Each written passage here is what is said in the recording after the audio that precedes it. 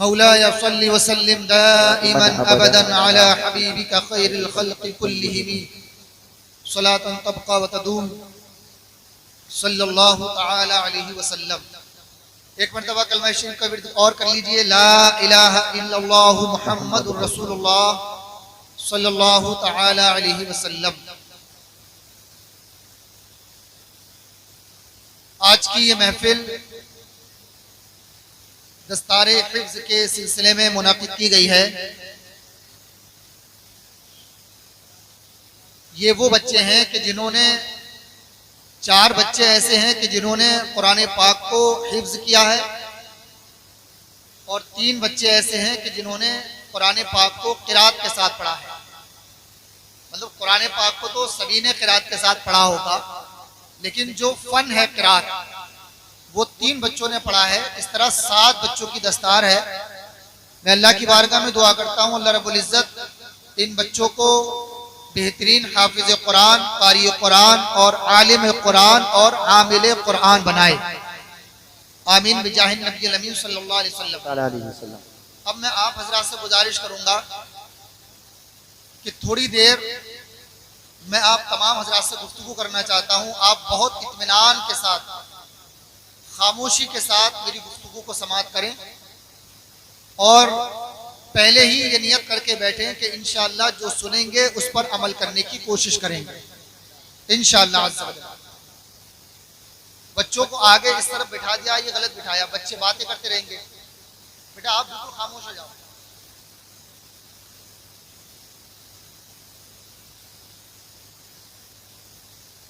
اللہ رب العزت نے اپنے پیارے محبوب صلی اللہ تعالی علیہ وسلم کو اس دنیا میں جب مبعوث فرمایا، اس وقت پوری دنیا میں کفر و شرک موجود تھا۔ دنیا کے لوگ بتوں کی پرستش کیا کرتے تھے۔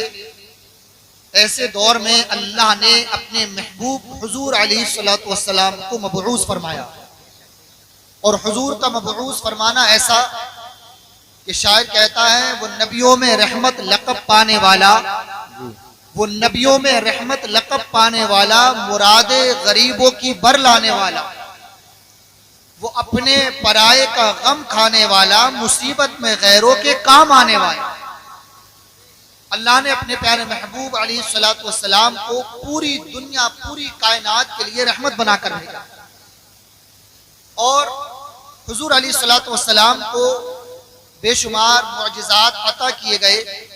جس طرح اور نبیوں کو معجزے عطا کیے گئے، اسی طرح اللہ نے اپنے پیارے محبوب حضور احمد مجتبی محمد مصطفیٰ سیاح لامکہ صلی اللہ علیہ وسلم کو بھی بے شمار معجزات سے نوازا۔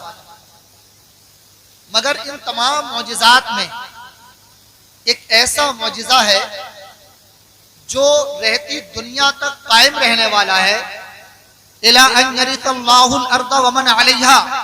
جب تک یہ دنیا قائم ہے تب تک وہ معجزہ قائم رہے گا۔ اس معجزے میں ذرہ برابر نہ تبدیلی کی جا سکتی ہے، نہ اس میں کمی کی جا سکتی ہے، نہ کسی طرح کی اس میں زیادتی کی جا سکتی ہے۔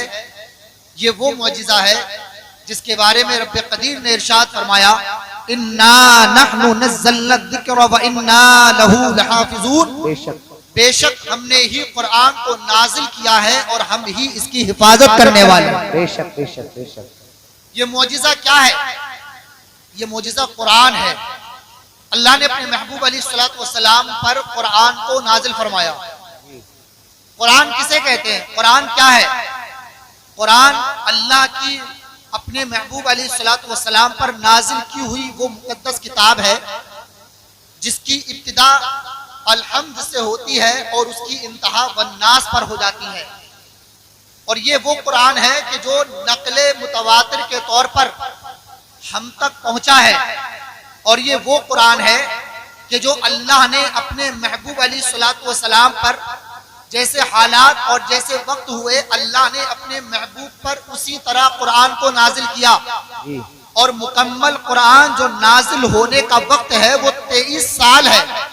اللہ نے اس مقدس کلام کو اپنے محبوب علیہ السلام پر نازل فرمایا، اور اس قرآن کے بارے میں اللہ نے یہ فیصلہ کیا، قرآن سے پہلے جو اور کتابیں نازل ہوئی جیسے توریت، زبور، انجیل، یہ وہ کتابیں ہیں کہ جن کے ماننے والوں نے اپنی خواہش اور اپنی مرضی کے مطابق کچھ گھٹا اور بڑھا دیا تھا، مگر قرآن کے بارے میں اللہ نے یہ اعلان فرمایا اور یہ چیلنج فرمایا، اِنَّا نَحْنُ نَزَّلْنَا الذِّكْرَ وَإِنَّا لَهُ لَحَافِظُونَ، بے شک ہم نے ہی قرآن کو نازل کیا ہے اور ہم ہی اس قرآن کی حفاظت کرنے والے ہیں۔ قرآن کو نازل کرنے والا بھی اللہ ہے اور قرآن کی حفاظت کرنے والا بھی اللہ ہے۔ اور یہ آیت کس وقت نازل ہوئی؟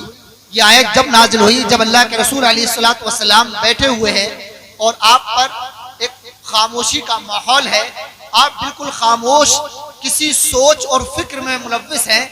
اللہ کے رسول علیہ السلام سوچ رہے ہیں۔ آپ سے ایک صحابی نے پوچھا، یا رسول اللہ علیہ السلام آپ کس فکر میں ہیں؟ میرے نبی علیہ السلام نے ارشاد فرمایا، مجھے فکر یہ ہے کہ اللہ کی جو اور کتابیں نازل ہوئی، حضرت موسیٰ پر توریت نازل ہوئی، حضرت داؤد پر زبور نازل ہوئی، حضرت عیسیٰ پر انجیل نازل ہوئی، ان کتابوں کے ماننے والوں نے، حضرت موسیٰ، حضرت داؤد، حضرت عیسیٰ کے امتیوں نے جو اپنے آپ کو ان کے امتی کہتے تھے، انہوں نے ان کتابوں میں تحریف کر دیا۔ کہیں ایسا نہ ہو کہ قرآن میں بھی آنے والے وقت میں تحریف کر دی جائے، کسی طرح کا اس میں کمی بیشی کا معاملہ کر دیا جائے، اسی فکر میں ہوں، اسی لیے پریشان ہوں۔ اللہ کے رسول علیہ السلام کی زبان مبارک پر جب یہ کلمات آئے تھے تو اللہ نے قرآن میں ایک آیت کریمہ نازل فرمائی اور ارشاد ہوا، اِنَّا نَحْنُ نَزَّلْنَا الذِّكْرَ وَإِنَّا لَهُ لَحَافِظُونَ۔ محبوب گھبرانے کی ضرورت نہیں ہے، پریشان ہونے کی ضرورت نہیں ہے، اس لیے کہ ہم نے ہی اس قرآن کو نازل کیا ہے اور ہم ہی خود اس کی حفاظت کریں۔ نعرہ تکبیر، نعرہ رسالت، مذہب اسلام، پیغمبر اسلام، عظمت قرآن، ماشاءاللہ ماشاءاللہ۔ قرآن کو نازل کرنے والا بھی اللہ ہے اور اس کی حفاظت کرنے والا بھی اللہ ہے۔ بے شک۔ قرآن کی حفاظت کس طرح ہوتی ہے؟ قرآن کی حفاظت کے بہت سے ذرائع آج ہمارے سامنے موجود ہیں۔ ان میں سے ایک بہت اہم ذریعہ ہے کہ اللہ نے اپنے پیارے محبوب حضور احمد مجتبی محمد مصطفیٰ صلی اللہ علیہ وسلم کے امت کے چھوٹے چھوٹے بچوں کے سینوں کو اس قرآن کا جزدان بنا دیا ہے۔ سبحان اللہ۔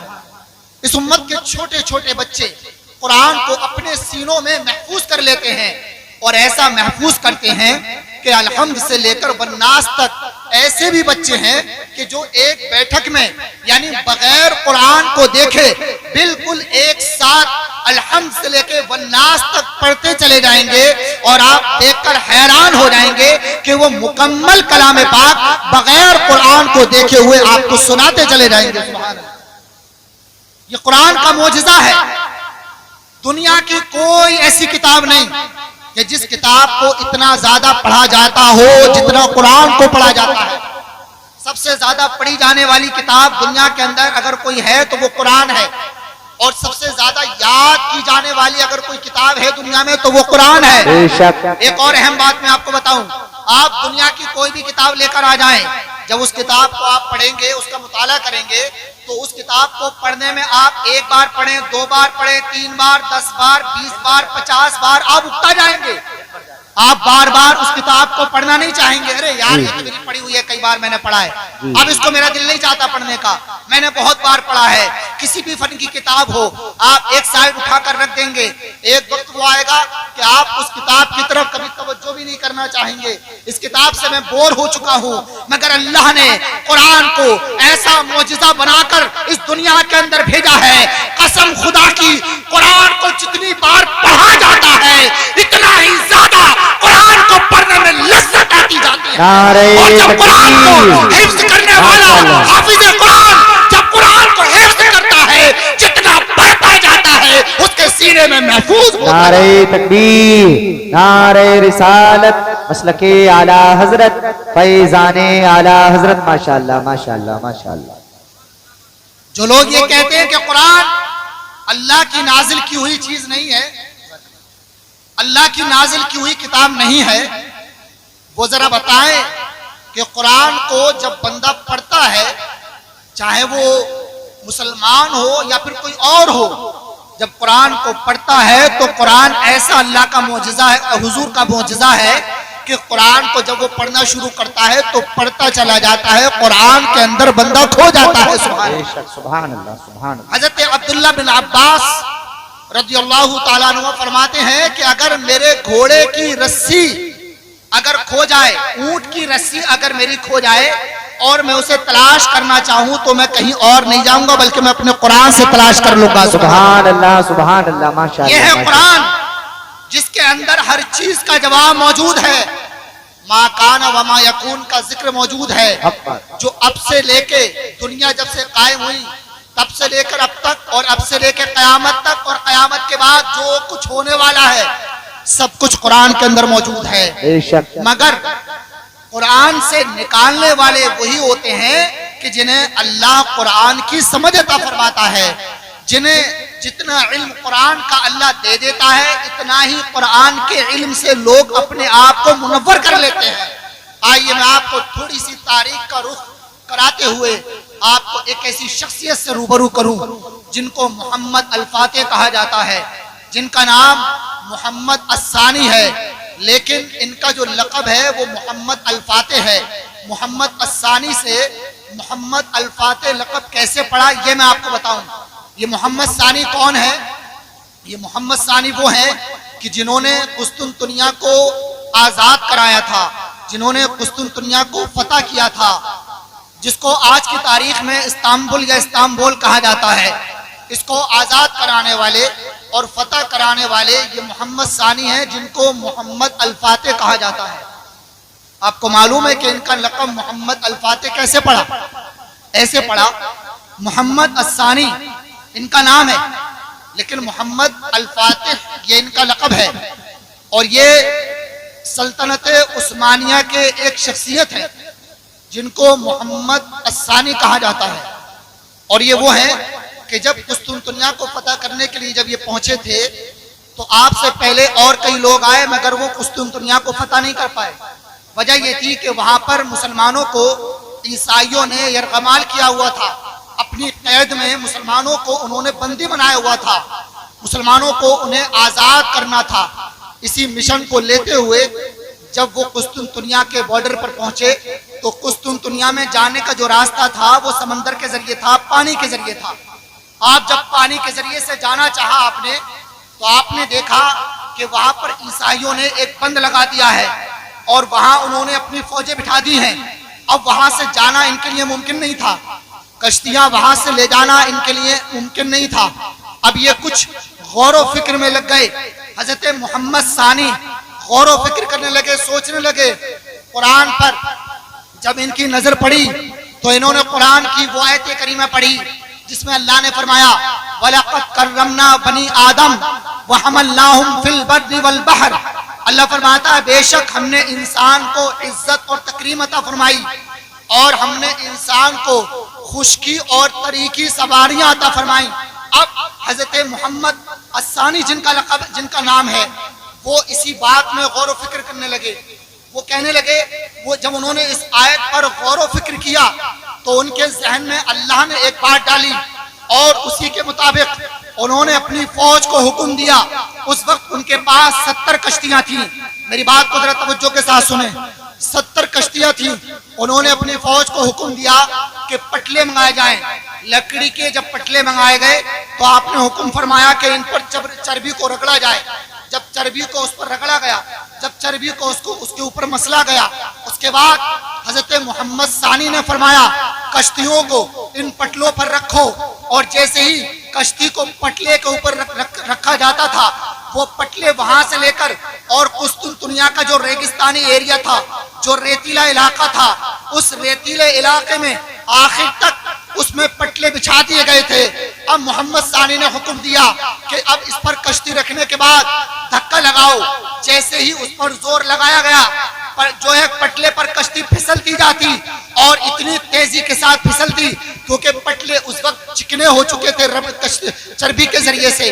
اب اتنی تیزی کے ساتھ وہ کشتی بھاگتی تھی کہ وہاں سے شروع ہوتی تو اپنی انتہا تک پہنچ جاتی تھی۔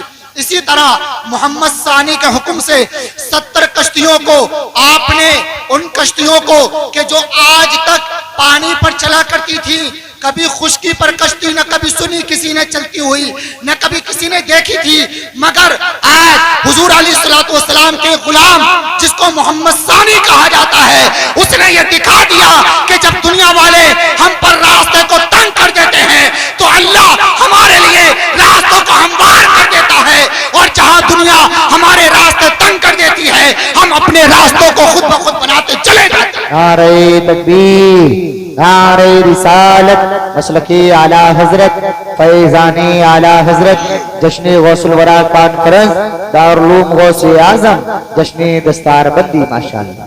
جب انہوں نے اس آیت پر غور کیا وَحَمَلْنَاهُمْ فِي الْبَرِّ وَالْبَحْرِ کہ ہم نے انسان کو خشکی اور طری کی سواریاں عطا فرمائی ہیں، اسی آیت پر غور کر کے انہوں نے اس کا نتیجہ اخذ کیا کہ ہم کشتی کو خشکی پر بھی چلا سکتے ہیں، لیکن چلانے کا جو طریقہ تھا وہ ان کا نرالا تھا، انوکھا تھا۔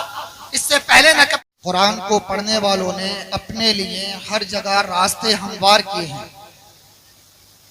قرآن وہ مقدس کتاب ہے کہ جو قرآن کو ماننے والے ہیں اللہ رب العزت نے انہیں دنیا میں بھی آباد رکھا ہے، اور آخرت میں تو آخرت انہی کی ہے۔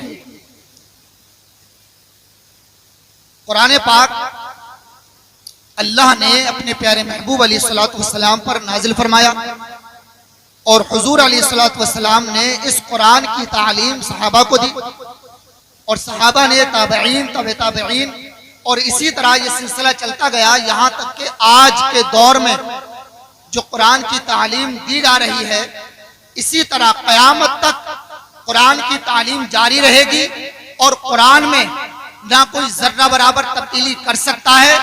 ہاں اگر کوئی سوچے بھی کہ قرآن میں تبدیلی کرے تو اس کی سوچ اسی طرح ختم ہو جائے گی، مگر قرآن میں ذرہ برابر کوئی تبدیلی نہیں کر سکتا ہے۔ قول محمد قول خدا، فرمان نہ بدلا جائے گا، بدلے گا زمانہ لاکھ مگر قرآن نہ بدلا جائے گا۔ لیکن افسوس یہ ہے کہ آج ہم نے اس مقدس کتاب کو بھلا دیا۔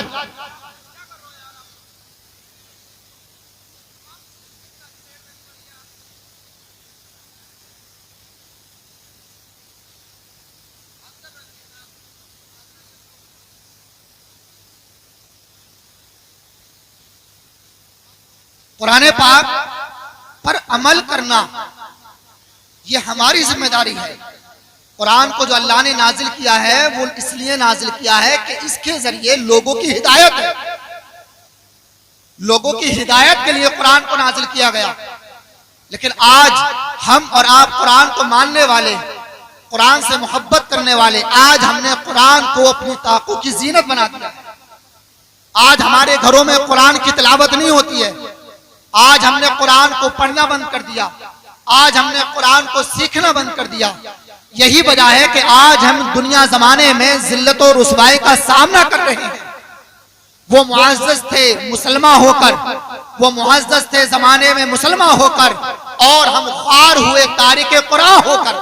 اگر آج ہم نے قرآن کے درس کو نہ بھلایا ہوتا، یہ زمانہ نہ زمانے نے ہمیں دکھایا ہوتا، ہم نے جو قرآن کو چھوڑا ہے، ہم نے جو قرآن کو بھلایا ہے، یہی وجہ ہے کہ آج ہمیں دنیا کے لوگ، دنیا والے ہر طریقے سے ذلیل و رسوا کرنا چاہتے ہیں، مگر قسم خدا کی جن لوگوں نے قرآن کو آج بھی اپنے کلیجوں سے لگا کر رکھا ہے اور جو قرآن پر عمل کرنے والے ہیں، ان کی زبانوں پر بس یہی جاری ہے، ہماری صبح زندہ ہے، ہماری شام زندہ ہے، ہمارے دل کی تختی پر نبی کا نام۔